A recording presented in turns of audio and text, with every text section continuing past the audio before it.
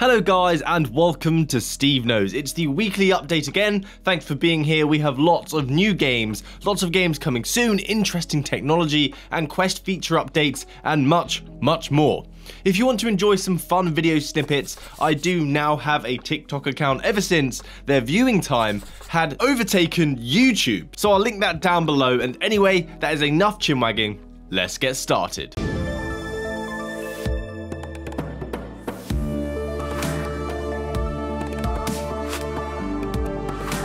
Now, something that sounds so simple is going to make such a difference: Zoom support for Facebook workrooms. I think Facebook did try at the start of the pandemic doing their own live video chat, but it looks like Zoom, they won that battle. I know my work has adopted it, so if I wanted to use virtual reality as my workspace and use workrooms, I couldn't pair program all day because I'm doing that over a Zoom call and it doesn't currently support it. So this should be coming next year to workrooms support for Zoom, which makes me believe that Facebook, definitely at Facebook Connect, are going to do something around enterprise or productivity with a Quest release with no controllers. The rumors and now this, it just seems like it's going to be so. But it's going to need a much smaller form factor. There's no way I could wear an Oculus Quest for 8 hours a day. Some of you may be able to, but my cheeks. So I'm excited. I can't wait to actually have a full work day in virtual reality. That is living the dream. The future is now. So Rainbow Reactor Fusion has just released this week for $10.99 in the UK, which is about $15 in the US. This is the next installment, but apparently not a direct sequel to 2019's Rainbow Reactor. It is a color matching game set in an abandoned factory that is creating rainbow energy. In it, you will do tasks to keep the factory running as well, not just doing these color matching games, which adds something interesting, so it's not going to be the same kind of like Candy Crush sort of gameplay over and over again. These sorts of puzzle games are not really my thing, but I know some people absolutely love them, and it's a great one for people wanting to escape the world for a bit, but not exert themselves with some intense action and running around. Just a simple game, and it wasn't actually that bad when I tried it. But speaking of something a bit more intense, this is a game coming soon called Shock Troops, which has an art style I absolutely adore. This is like a retro title in virtual reality. It was apparently inspired by Doom and Wolfenstein, so it will be fast-paced, intense action and some great combat sequences, I hope. UploadVR have managed to play this game from Garage Collective and have said that the experience is far more varied than the other titles, which have felt fun but slightly repetitive. I have hope for this game, as Stones of Harleth is fantastic and Theta Legion absolutely amazing, so no doubt a game from these guys inspired by such great franchises is going to be awesome. Coming 2022. Luke Ross releasing more Rockstar title virtual reality mods. We've seen the epic Grand Theft Auto 5, and then the most recent is Red Dead Redemption. Red Dead though, you did need a patron to access the download files required to play the virtual reality mod. And the latest one is no different. It's going to set you back about £8, which is fair enough, I suppose. The mod doesn't include motion controller support, so you will need a gamepad or use the keyboard in virtual reality. And this game, Mafia, instead of it being first person, you embodying the character, it's going to be third person, which I kind of like the idea of. It's a different style. We've had first person before, and now to try a third person one with the godlike view, I do like those kinds of games, so I'm actually kind of interested in this. I'll leave a link to the Patreon down below in case you want to check it out and download the files so you can play Mafia in VR. The Oculus Quest version 33 update is rolling out now since the 13th of September. It's not the greatest, the most epic, insane update yet, but it does have some updates that we can pull this face to. You know, sometimes when you put on your headset and the headset acts like it's just woken up after a heavy night out and it just doesn't know what's going on. They have added a clear Guardian history option, which will remove any tracking data and Guardian maps that they have stored on the headset to help fix this problem. But they do warn you this is a global store, so anything you remove, any tracking data and any map data that you remove from the headset here is going to affect secondary accounts as well, so be careful not to delete something somebody wants. They also now have safe browsing. They have improved the security of the browser to protect you against potential malware or phishing attempts. So if you do visit a dodgy website they believe to contain something you don't want to catch, it will redirect you and confirm, mate, do you really want to do this? And it says powered by Google Safe Browsing. The best update on the list for sure is the improvement to the Oculus Link and the Air Link visuals. They have added a process called link sharpening to give crisper visuals, so text should be much sharper and you'll be able to see the finer details of textures instead of it being blurry caused by the compression of the link. So I tried this during a tutorial, because in a tutorial you can have loads of text to read because it's going to be teaching you how to play the actual game. And it's actually pretty great. I don't know if I was just impressed with the Oculus Link, but it looked fantastic and it was such a reliable experience. I wasn't kind of on edge like, oh, our frame's dropping, is this awkward, oh, it's blurry. It was okay, but it's still suffering from God rays, and that makes it hard to read things sometimes because it's just like light shining in your face.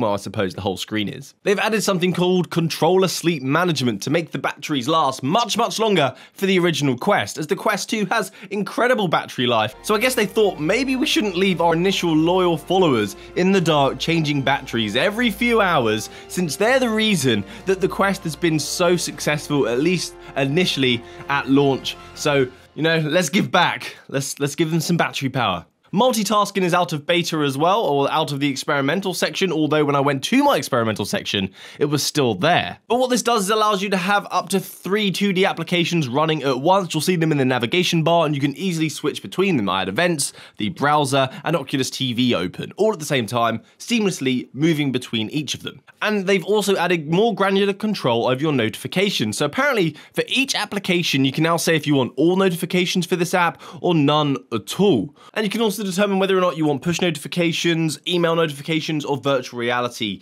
notifications. That's completely up to you, which is it's quite nice because I don't like emails, I don't like push notifications, just notify me when I'm in VR. And apparently they've added some autocorrect features in the default system keyboard and improved the next word prediction, although I couldn't try this because this is on a rolling basis and I didn't manage to get this feature annoyingly. I tried typing stuff in and Oculus just wouldn't help me. I was left to my own devices to determine what it is that I actually wanted to type. But I really do like this feature if I'm finally going to get it, because typing in virtual reality is just, it's nowhere near as quick and easy as typing on a keyboard. This next story I think is just way more special than the headline or the title portrays. Microsoft Flight Simulator will be getting virtual reality controller support mid-November. This flight simulator is an absolute classic, it has a huge following, the visuals are stunning. But you have to use manual controls, a joypad or mouse and keyboard, or a HL2, of course, which is the preferred method. The devs have said that they will bring motion control support as it is the most requested feature on their community board. The feature went from under investigation to now started, so they are working on this feature. This might bring more people to the game to know that it's going to be fully virtual reality supported before year end. What do I see? Do my eyes deceive me? I see a friendly consumer move from Beat Studios, as they have just announced via their Twitter feed that Beatsaber will now, right now, allow for cross-platform play, SteveKnows versus Oculus platforms, allowing for a larger player base in multiplayer mode. Previously, you were locked into the platform that you were playing the game on, and sadly, this improvement doesn't include PlayStation VR yet, but apparently they're still looking into it. And to add on more Beatsaber news, there is a new song pack coming on the 21st of September, which is only a couple of days away, and I know my missus is going to go absolutely nuts for this one. It's a great chance for me to get her into a virtual reality headset to play some VR with me. So Billie Eilish is coming to Beatsaber with a 10 song track pack with songs from her debut album and her recent album. I am interested to hear how they're going to map some of the songs, because I've heard the latest album and some of the songs, they're kind of slow and don't fit Beatsaber. So I'm interested to see what songs they have chosen and how they've mapped it out, because I want to get in that groove. It's Beatsaber, right? You want to get in that flow. So some of you VR veterans, you know this, but if you're new to VR, I just cannot stay hushed. You need to enjoy some of the modifications from Dr. Beef and team. They have Doom, Doom 3, Half-Life, and Wolfenstein, and they're some of the best single-player virtual reality experiences on the Oculus Quest, as you're getting a fully fledged game of a great franchise on a standalone device in VR 60OF. So please guys, check that out if you haven't played them yet, they are great. But to make the pot even sweeter, with an update of their future plans, which is to take existing work that they have been working on and finally get it out the door, so it's in a state where it can be open source and community contributed. Then this would include Half-Life 2, which they said they're working on right now, which is something they were initially working on, or at least announced, way back in 2017. 2019. But according to their Discord messages, they are pondering whether or not to change engines from Source 2013 to a later engine which is running CSGO, and which could also mean that they could port Portal 2. That would be a glorious day for virtual reality if we can get Portal 2 on the Oculus Quest. I know so many of us, we want to play that. But the issue of changing engines would mean, apparently, that anyone who wanted to contribute to this open source library would have to undergo and sign a Valve NDA, adding more steps in order to actually contribute. So I just want to say a massive thank you from me, Dr. Beath and team, for all the work that you've done bringing these great games and all the work that you're doing right now to bring us even more. Oh my goodness, one of the most amazing experiences, or these short experiences that I've had in VR has to be the Muse algorithm experience in Synth Riders. I'm a huge Muse fan as well, so I am overjoyed to hear that they are now dropping a 5-track DLC for Muse for this game once again. And it's going to include another virtual reality special experience. The song is going to be Starlight, which they have said their inspiration was galaxy particles, abstract imagery, and a black hole. And I thought they do know that Muse have a song called Supermassive Black Hole, right? The songs are Starlight, Uprising, Madness, Reapers, and Pressure. Reapers is epic, some amazing guitar solos, riffs, and chorus, fantastic. PlayStation VR, you will be getting this on September 29th,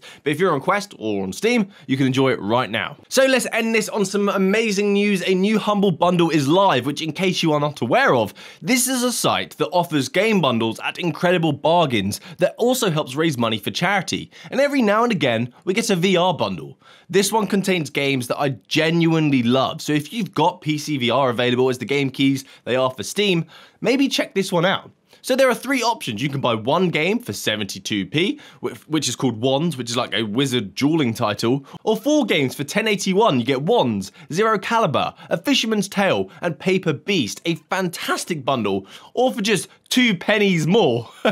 You'll get 7 games, which are the same as before, but you'll also get Arizona Sunshine and Until You Fall, one of my favorite virtual reality games. So I'll leave a link down below for you to check that out. And since this is for charity and it's super cheap, go to my Twitter account, find the tweet that I'm putting out for this video, and comment and share what game it is that you would like after this bundle, and I'll buy some and I'll give you guys some keys. I'll just choose at random. So thank you so much, and since you're going to the description anyway to go click that link, feel free to click subscribe as well. It's just such a small deed from you, but it means the world to me and helps me spread the word of virtual reality. So that's it from me today, guys. Thanks for watching to the end of the video, getting caught up on the latest and greatest in the virtual reality space. Hopefully I'll see you guys next time for more games, news, and reviews. Have a great week. Happy gaming, guys. Good day.